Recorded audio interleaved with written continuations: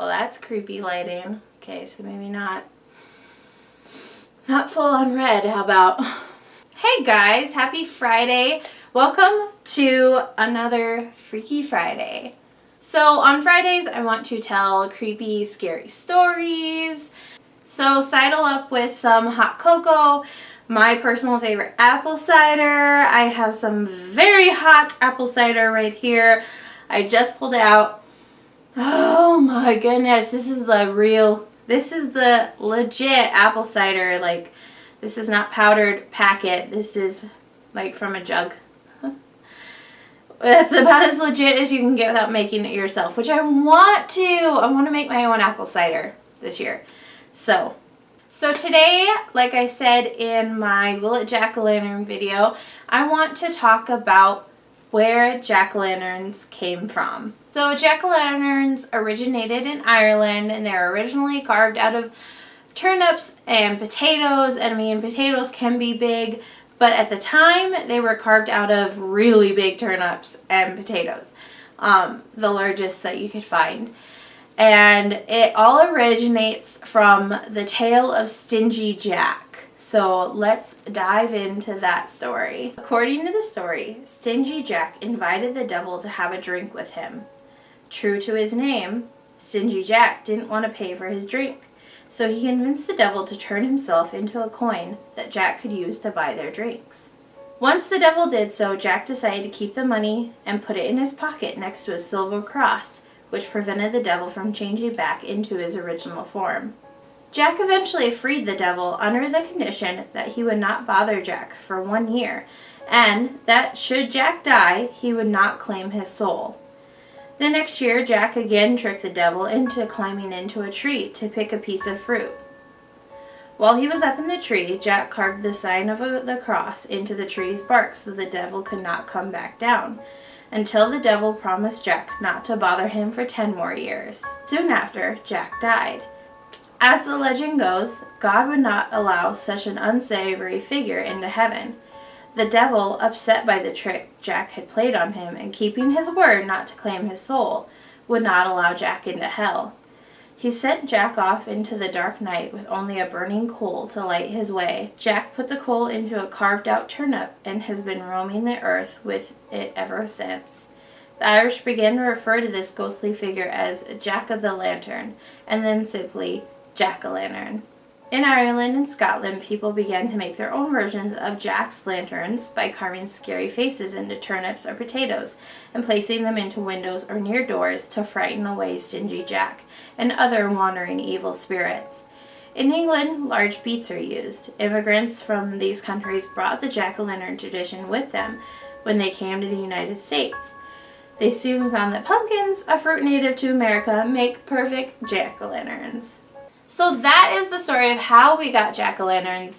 Stingy Jack, tricking the devil. Which, by the way, this legend makes the devil sound really stupid. So that is the story of how we got jack-o'-lanterns, Stingy Jack and all that. I have my acorn squash behind me that I carved in the Will It Carve video because the pumpkin did not last very long. It started rotting like right away, and by the time I went to film this video, it had been in the trash for a few days because it did not hold up. The acorn squash, however, has held up very well. So keep that in mind, I guess, when you're carving out jack-o'-lanterns. I think there's a way you can like preserve pumpkins, like something you can put on them to make your jack-o'-lanterns last longer, but I was not worried enough about that to even try to figure that out. Alright guys, I know this was kind of a short Freaky Friday.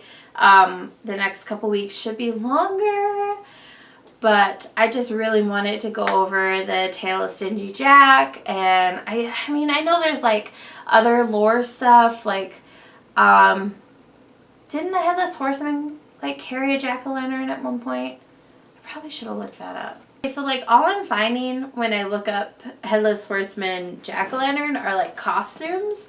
So I don't know where like the old story of the Headless Horseman, if like he just threw jack-o'-lanterns because it was around Halloween and that's I don't know. I just remember in the movie with like the fake out Headless Horseman that was actually just Casper Van Dien and his friends screwing around with Johnny Depp. Like he threw a jack-o'-lantern at Johnny Depp, but the Headless Horseman, the rest of the movie, like the actual Headless Horseman, didn't. So I don't know. I don't know where that all comes into play. That came to mind when I was thinking about the Stingy Jack story. So I don't know. I don't know. Alright guys, I hope you enjoyed this video and I hope you are enjoying your October. I am enjoying it immensely. With the 31 Days of Horror this year, I'm sorry, but I done good. I mean, my brother helped.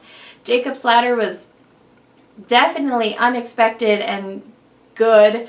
But I gotta say, my list this year has been very satisfying. I am enjoying the crap out of watching a horror movie every day just with the ones that I've picked. And I have got to say, Creep, holy crap, thank you Philip DeFranco, because Creep was amazing. As soon as it was over, I had to start Creep 2, so that was like a bonus horror movie yesterday. It was really good. Both of them. The first one was better than the second one, but the second one was so good too. I did not know how you were supposed to top that. But they came through and made a really good sequel. Apparently it's supposed to be a trilogy. I don't know. I'm excited. If there's a Creep 3, I am there. So, tangent over. Alright, I love you guys so much, and I will see you later. And I know it was hard to tell in that light, but my lipstick is orange and I absolutely love it. Orange lipstick in October, it's perfect. I'm addicted to wish.com. That's where I got it. I don't know, it's this.